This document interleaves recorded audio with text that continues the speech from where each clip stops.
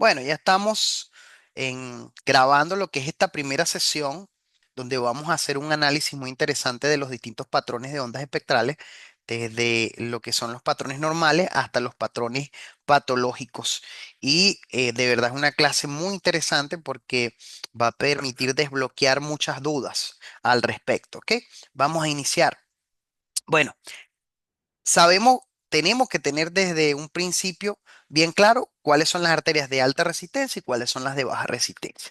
Cuando hablamos de un patrón espectral con una onda de alta resistencia, bueno, son esas ondas que van a tener un índice de resistencia mayor a 0,7. Recuerde que el índice de resistencia es el que se genera de lo que es la siguiente fórmula. Usted primero calcula de forma automática el equipo, puede usted calcular la velocidad pico sistólica y la velocidad al final de la diástole.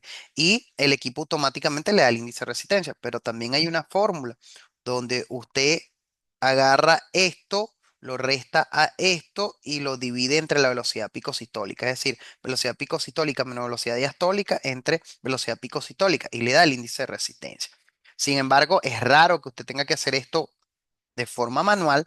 De hecho, muchas veces se nos olvida la fórmula por esa misma situación que no lo hacemos nunca de manera manual. Lo más común es que todos los equipos tengan el cálculo automático. Al usted medir la velocidad pico sistólica y la velocidad al final de la diástole, usted va a obtener automáticamente el índice de resistencia. Eso sí, debe ir a la opción en el equipo y marcar el ítem donde dice IR. Donde dice IR, al marcar ese ítem, usted va a poder calcular el índice de resistencia. ¿Ok?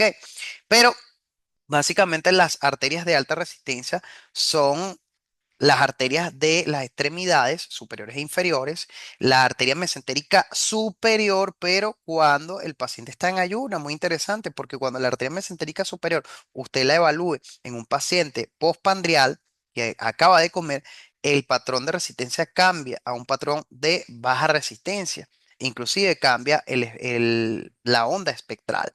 Es muy interesante que usted tenga en cuenta que toda onda de alta resistencia va a tener las siguientes características. Un pico sistólico, que es este que ustedes ven acá. Ven los picos, ¿no? Pico sistólico. Va a tener una inversión diastólica, que es este pedacito que ven acá. Una inversión diastólica, que es una inversión al inicio de la diástole realmente. Inversión diastólica inicial. Esto es característico de las ondas de alta resistencia y es lo que nos va a generar esos patrones ya bi o trifásicos. Vean que esa inversión inicial de la onda diastólica pasa por debajo de la línea base. ¿Cuál es mi línea base? Esta que está acá. Esta es mi línea base. Vamos a señalarla. Esta que está acá. Esa es la línea base. Esa línea que atraviesa la imagen. Bueno. Además, otra característica importante es que se continúa inmediatamente esta inversión inicial de la onda diastólica con una diástole, ¿verdad? Anterógrada de baja amplitud, generalmente, que es esta. ¿Por qué de baja amplitud? Porque si fuera de alta amplitud, si estuviese aquí, el índice de resistencia ya sería un índice de resistencia bajo, y eso no es normal en una arteria periférica, ¿ok? Es una diástole de baja amplitud porque mientras más baja es la diástole, más alto es el índice de resistencia. Y tiene sentido porque cuando usted resta esto menos esto, mientras esto sea más bajo, el número va a ser mayor y cuando lo divide entre la velocidad picosistólica va a tener el resultado de de un índice de resistencia elevado. Entonces, esas son las características propias de una onda de alta resistencia. Vienen dadas por el pulso de alta presión con un flujo mínimo al lecho capilar de las arteriolas, ¿ok? Las arteriolas contraídas como tal. Pero otra cosa muy interesante que a veces olvidamos es esto. Una onda normal de alta resistencia debe tener una ventana espectral, esto que ustedes ven acá, vacía.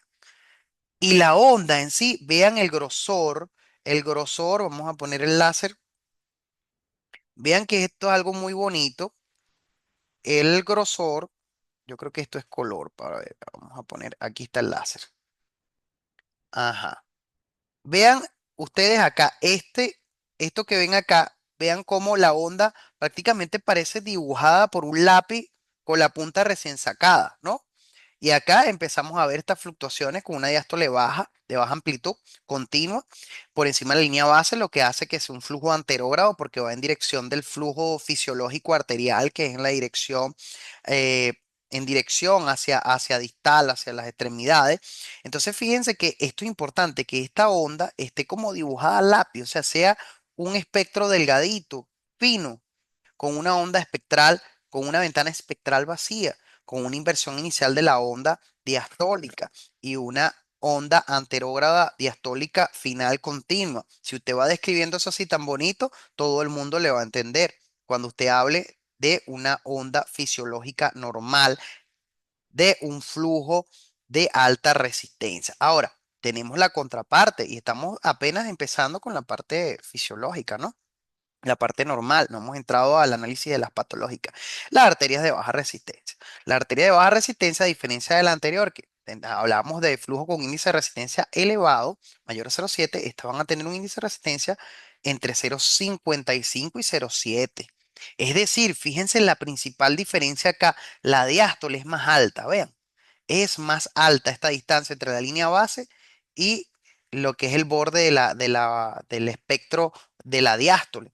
Entonces, mientras más alto sea este valor, menor va a ser el índice de resistencia.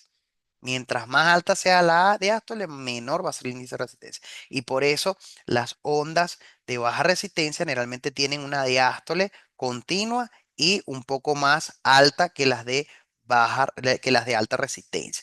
Entonces, fíjense que aquí tenemos ejemplos, la arteria mesentérica superior postprandial, la arteria testicular, ¿ok? Y la arteria también musculares, pero cuando hay esfuerzo. Por eso es que cuando usted tiene un paciente que es atleta y acaba de echar un triatlón y viene y se hace un ecodoppler con usted, usted no puede, puede aparecer un patrón de baja resistencia en las arterias musculares y no vamos a ponerle eso como, no lo vamos a señalar como algo patológico porque está sucediendo por eso mismo, por el esfuerzo físico, en esos momentos en los cuales el paciente acaba de realizar un esfuerzo físico. Eso está descrito. Es muy importante que usted tenga en consideración lo siguiente. Fíjense que vamos a tener también un pico sistólico, pero vamos a tener, a diferencia de la onda anterior que veíamos una inversión inicial en la diástole, acá no tenemos eso, acá tenemos es una onda diastólica o un espectro diastólico continuo, ¿ok? Hay un flujo diastólico progresivo y más alto que cuando comparamos con las arterias de alta resistencia. Son además flujos monofásicos. Fíjese que toda esta onda que está aquí, muchachos, está por encima de la línea base. Es monofásico. Entiéndase que si algo está solo por encima de la línea base, es monofásico. Si usted tiene una onda que atraviesa acá, está aquí arriba y viene, hizo esto y quedó aquí, es bifásico. Tenemos dos fluctuaciones, una por arriba y una por abajo. Pero si la onda no bastó con eso, hizo una por debajo, una por arriba y luego volvió arriba, tenemos un patrón trifásico, uno, 2 y 3. Es decir, el número de veces que hayan fluctuaciones por encima o por debajo de la línea base, lo que nos va a dar la fasicidad, si es mono, si es bi, si es tetrafásico. Eso es un concepto muy importante que también debemos tener en cuenta a la hora de evaluar las arterias. Vamos a ver. Ajá. Vamos a empezar entonces con las alteraciones en las ondas espectrales en patología arterial. Y pongo esta imagen como de terror, como espectral, porque hablamos de espectro, suena como a algo de terror, algo fantasmagórico, algo trillado del Halloween. Pero por eso esa imagen tan interesante. Vamos a ver qué sucede cuando hay pérdida del flujo invertido y componente diastólico. Y esto es algo muy característico que nos conseguimos en pacientes hipertensos, diabéticos, es algo muy frecuente en la enfermedad aterosclerótica, donde desde luego vamos a tener una pérdida de elasticidad del vaso y eso, ¿qué nos va a generar? Nos va a generar que haya una pérdida de lo que es el componente invertido inicial de la diástole. Y a veces pierde también el componente final, a veces pierdes esto también y te queda nada más el monofascismo. O sea, una onda por encima de la línea base, pero sí, no se pierde por completo el resto de la imagen. Fíjense que acá esto no parece una onda periférica. Fíjense que esta se trata Este espectro es el de una arteria poplitea. Y para ser de una arteria poplitea, lo que uno esperaría encontrar aquí es algo como esto. No debería encontrar algo como esto, con una ventana vacía, con una inversión diastólica inicial y después con una diástole de baja amplitud. ¿Ok? Continuo. Eso es lo que uno esperaría. Un patrón trifásico. Uno, dos, y este sería el tercer componente. Un patrón trifásico normal de una arteria periférica. Pero no sucedió eso. Fíjense que está amputada, perdió el segundo componente, el que viene aquí, lo perdió y solamente tiene, se ha convertido en una onda monofásica, ¿ok? Con pérdida del componente, a pesar de que no hay evidencia de flujo turbulento porque hay acá una ventana espectral vacía. ¿Qué nos dice eso? Nos indica que es una de las fases en las que hay pérdida de elasticidad vascular en este paciente. Hay una pérdida de elasticidad vascular y lo podemos poner con total confianza, ¿ok? Probablemente por un proceso aterosclerótico que no presenta, seguramente habría que analizar otros parámetros, no presenta estenosis hemodinámicamente significativa, que es una de las cosas que nosotros tenemos que tratar de dilucidar. Para ver que no se me escape algo porque está como muy sensible el mouse. Ok. Vamos con esto. Ensanchamiento. Aquí viene otro cambio interesante. Y esto tienen que aprenderlo de memoria porque son los cambios mínimos que vemos y que a veces colocamos un Doppler normal y resulta que hay cambios que debemos nosotros reportar. Ensanchamiento de la onda espectral. Bueno, el espesor de la onda espectral aquí indica un flujo laminar. El ensanchamiento habla acerca de que esta ventana, lo que está dibujado aquí bonito, que debería estar vacía como en la imagen anterior, está llena, está llena. Y al estar eso lleno, usted eso inmediatamente lo va a asociar con flujo turbulento. Flujo turbulento. ¿Por qué? Porque los glóbulos rojos que se desplazan de manera desordenada a través de la arteria, a medida que ellos tienen ese desplazamiento desordenado, aumenta la turbulencia y se ocupa la ventana espectral. Esto es algo muy bonito de entender, un poco complejo. Usted tiene su vaso acá y generalmente el flujo va en forma laminar, en forma ordenada. El equipo, al ir ese flujo en forma ordenada, promedia las velocidades de lo que está más hacia el centro del vaso y si todos ellos van a una velocidad uniforme, te dibuja un gráfico bien bonito. ¿Ok? Pero cuando aquí, por ejemplo, hay turbulencia, hay un flujo que va así, otro va así, otro va así, es decir, hay diferencia en las velocidades, eso hace que el equipo empiece a llenar, bueno, los que iban a esta velocidad, porque cuando es uniforme, todos van a a esta misma velocidad y se dibuja esta gráfica, porque todos van a esa misma velocidad. Pero cuando estas van a esta velocidad y otras van a una velocidad más baja, y otras van a una velocidad más baja porque hay flujo turbulento y hay otras que van a otra velocidad. Y hay otras que van a otra velocidad más baja. Mire lo que pasa, se llena la ventana espectral. ¿Ok? Porque hay un flujo turbulento y así es como piensa la máquina. Cuando usted ve este signo, usted le coloca un flujo turbulento. Ese paciente tiene ya una alteración espectral. ¿Ok?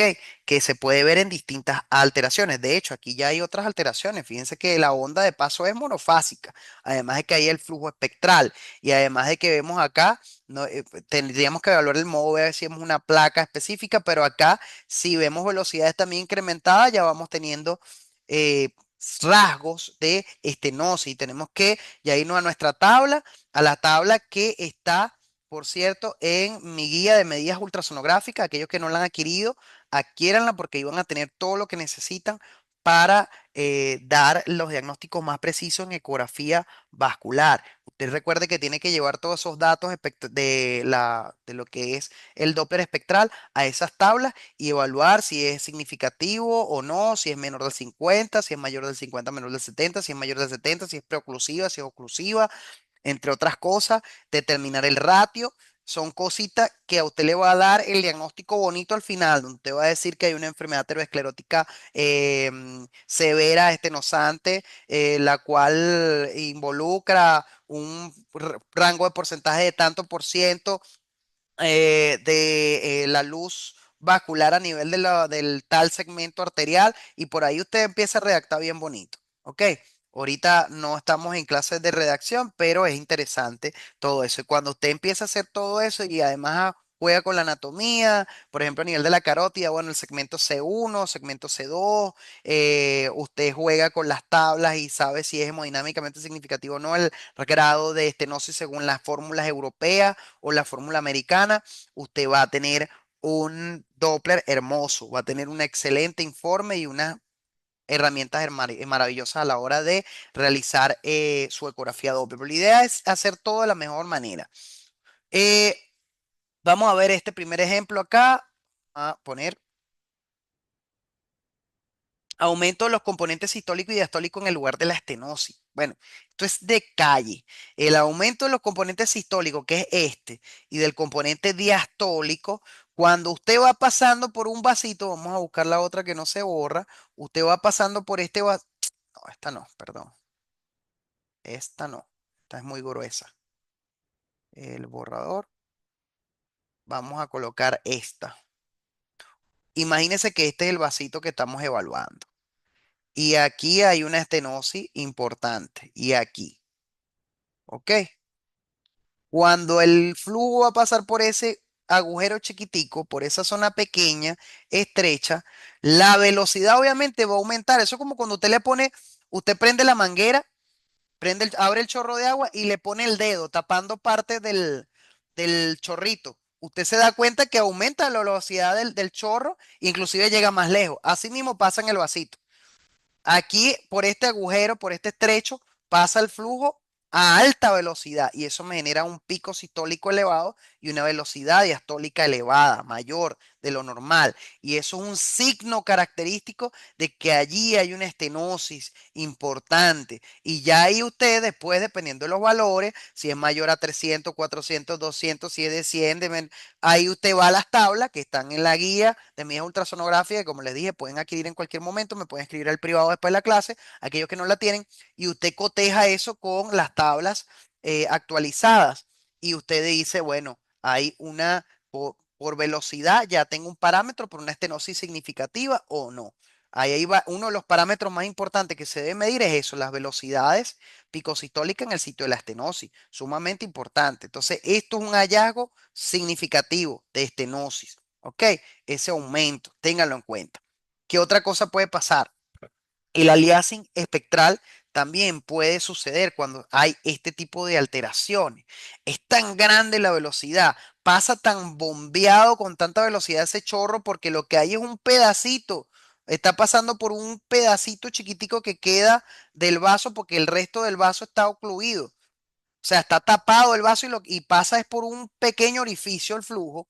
Es tal la estenosis que el flujo pasa por allí mandado a gran velocidad y el gráfico espectral es tan grande que no cabe del,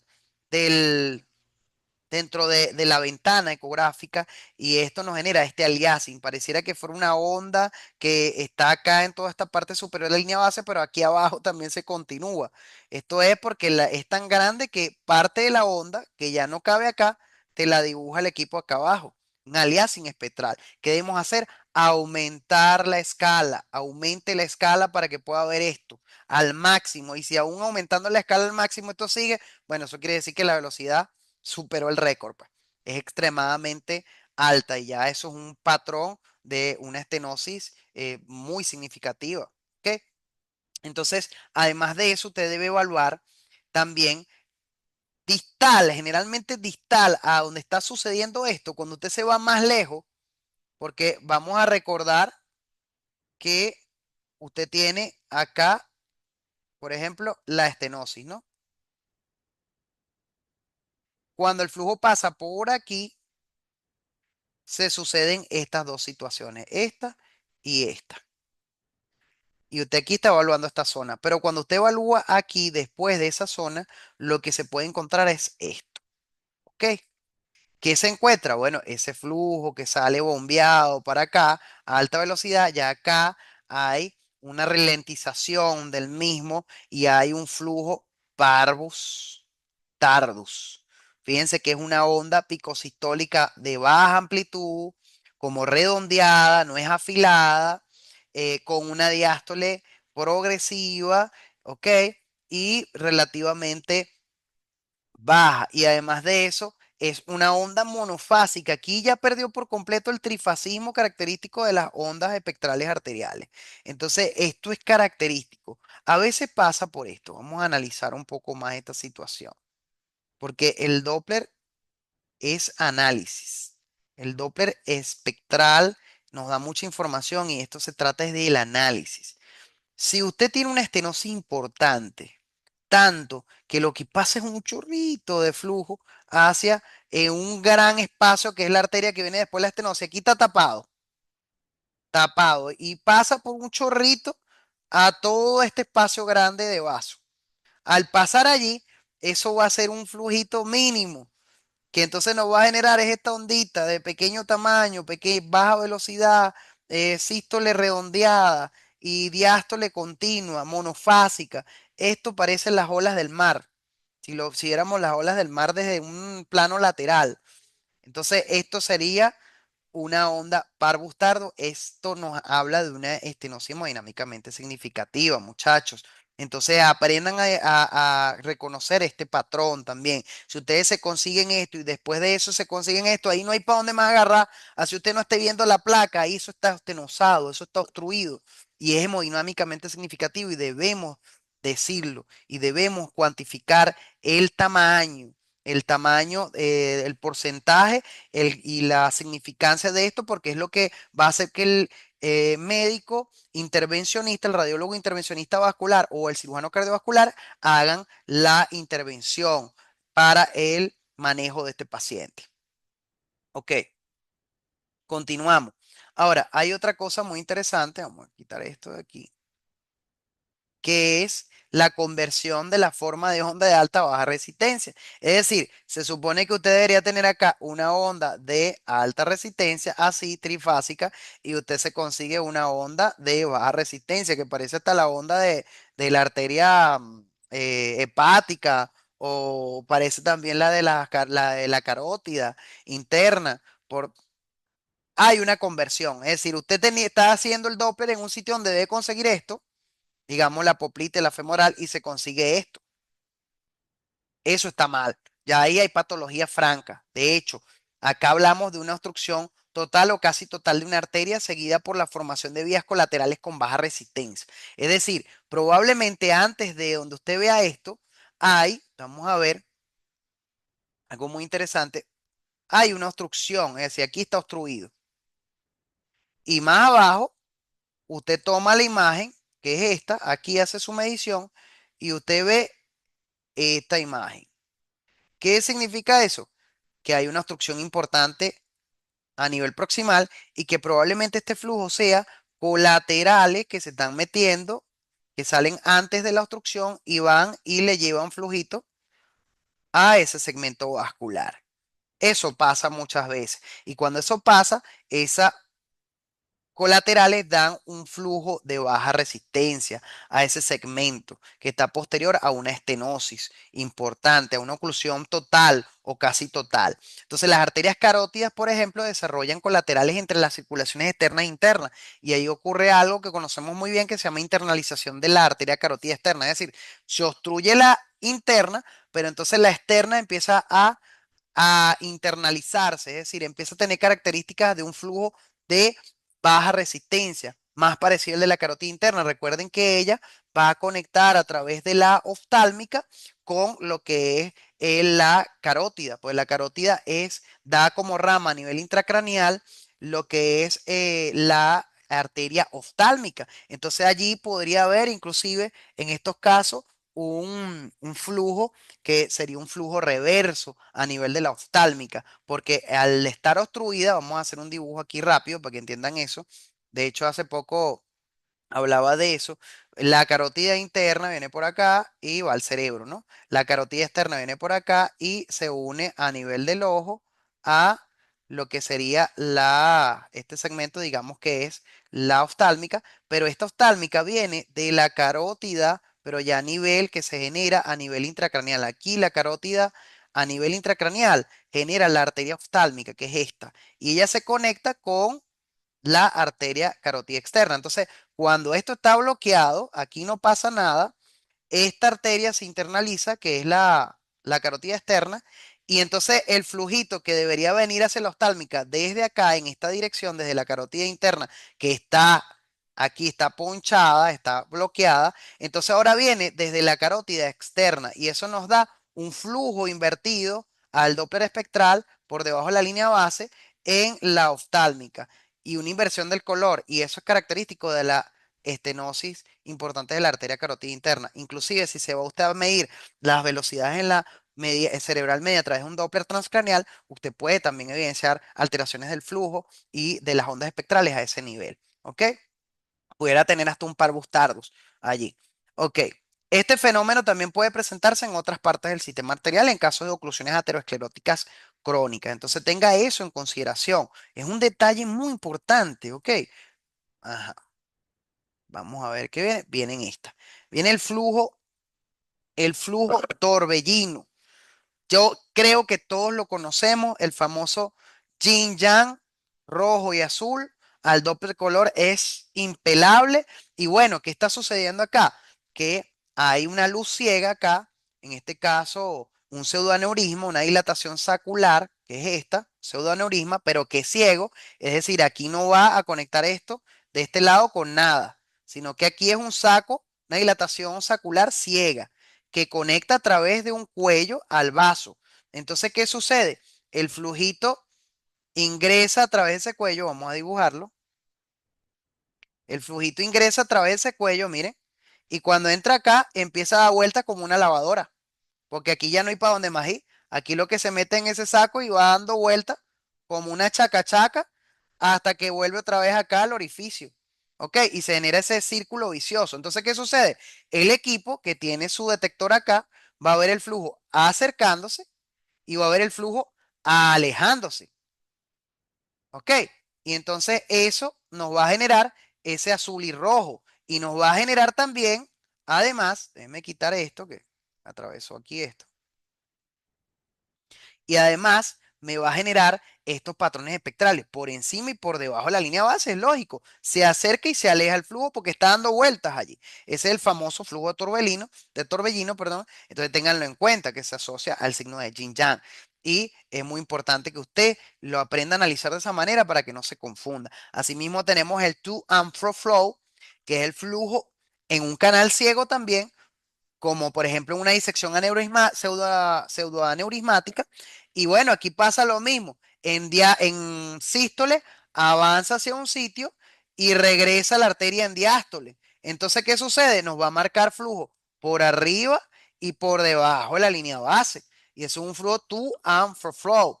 Entonces, es un flujo alterado que se nos puede presentar, por ejemplo, en un pseudoaneurisma, en una disección aneurismática, una disección aórtica, perdón, en situaciones donde usted tenga que analizar la imagen de esta manera, debe estar pendiente. También puede suceder en estas estenosis graves, ¿ven? Aquí hay una estenosis grave, y entonces cuando el flujo llega acá, en sístole, y luego se devuelve, entonces tenemos ese flujo que va y viene. Hay un flujo turbulento además, entonces me genera una onda que está por encima y otra que está por debajo. Una por encima, otra por debajo. Muy interesante, ¿no? Así es que hay que analizar, porque esto nos dice que aquí hay una alteración, una obstrucción tan importante que cuando el flujo llega aquí choca y se devuelve parte del flujo. Entonces hay una, en sístole hay una imagen aterógrada, pero después piense que en diástole se genera una imagen retrógrada. Entonces, muy importante ustedes que entiendan esto para analizar bien nuestros Doppler. Vamos con ondas de robo. Las ondas de robo son muy facilitas. Hay que aprenderse los patrones característicos que estas mismas tienen. Ya va, que esto me está echando broma aquí con el borrador. Ajá. Entonces, fíjense algo muy interesante que vamos a ver acá. La famosa onda prerrobo, un flujo con dirección normal y patrón anormal. Es una onda en conejito. Esto es una onda característica. Miren, el conejito acá, el rabito del conejito, las orejas y la cabeza del conejito. Cuando usted ve un conejito en estas ondas, usted ya sabe que ahí, estas son las arterias vertebrales, por cierto.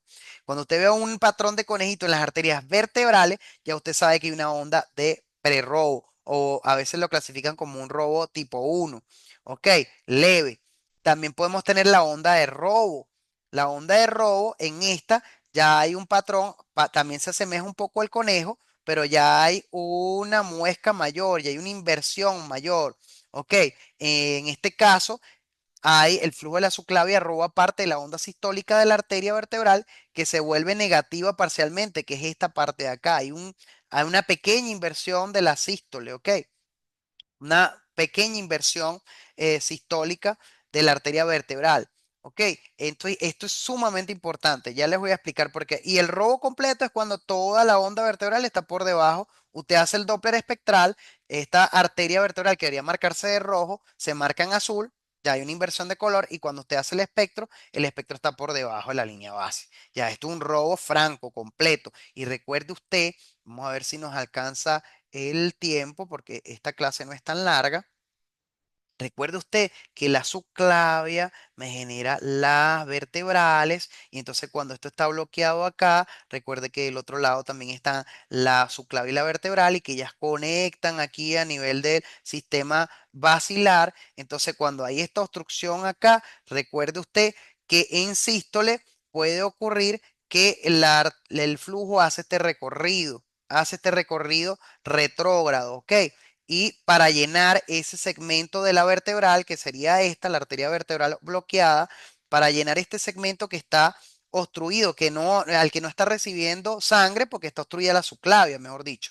Entonces ese flujo que viene en sentido retrógrado desde el otro sistema vertebral me va a generar, obviamente, ante los sensores, si mi sensor está aquí del ultrasonido, va a ver el flujo alejándose y al verlo alejándose, lo marca azul y lo marca por debajo de la línea base. Eso es lo que explica el robo de las subclavias. Espero se haya entendido bien. Ojalá que sí. Cualquier cosa me escriben por WhatsApp posterior a la clase. Vamos con los chumps para terminar. Si nos alcanzó el tiempo para esta clase espectacular de lo que son los espectros y de verdad si logran comprender estos espectros, van a tener el 80-90% de los diagnósticos asegurados porque es fundamental analizar bien el espectro Doppler. Ok, el espectro cuando hacemos un estudio Doppler. Los CHOMS, las fístulas arteriovenosas van a producir, vamos a quitar esto, un flujo constante y de alta intensidad con baja resistencia. Esto es una onda espectral característica, muchachos. Apréndansela. Alta velocidad y muy alta velocidad diastólica, sí. Alta velocidad picosistólica y alta velocidad diastólica en la arteria, donde está el shunt o donde está la fístula. Y además de eso, no bastándonos con eso, te vas a ver la venita que está afectada y entonces ves un flujo arteriolizado en las venas. Ves como una pulsatividad arteriolizada en las venas. Y ya eso te da el diagnóstico de que hay una fístula. Y eso es sumamente importante que lo tengamos en cuenta, ¿ok? Entonces fíjense que a mí me encanta esto.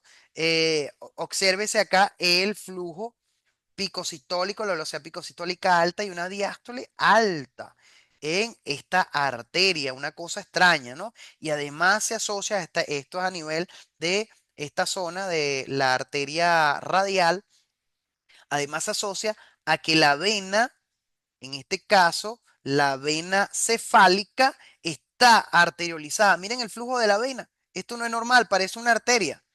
Parece un flujo monofásico de una arteria. Entonces, fíjense que con estos dos hallazgos, la onda característica que son velocidades picosistólicas altas, velocidades de diástole altas, con una arterialización de la vena, ya nosotros tenemos el diagnóstico para un SHOM. Le pedimos este, un estudio se me fue el nombre ahorita, de arteriografía, o le pedimos una angioresonancia magnética, aunque este es mejor, obviamente, y además que a través de esto nosotros podemos hacer, ojalá algún día pueda hacerlo, podemos meternos a nivel endovascular y resolver la fístula por tratamiento endovascular a través de la radiología intervencionista, una de las ramas más fabulosas que existen en la medicina con la que podemos tratar múltiples patologías guiándonos por imagen. Entonces, esto ha sido todo por la clase de hoy. Pronto nos veremos en la siguiente sesión, en la siguiente clase. Y bueno, espero haya sido de su agrado. Estoy atento a las dudas a través del canal, a través del el grupo de WhatsApp. Éxito y bendiciones. Feliz noche a todos.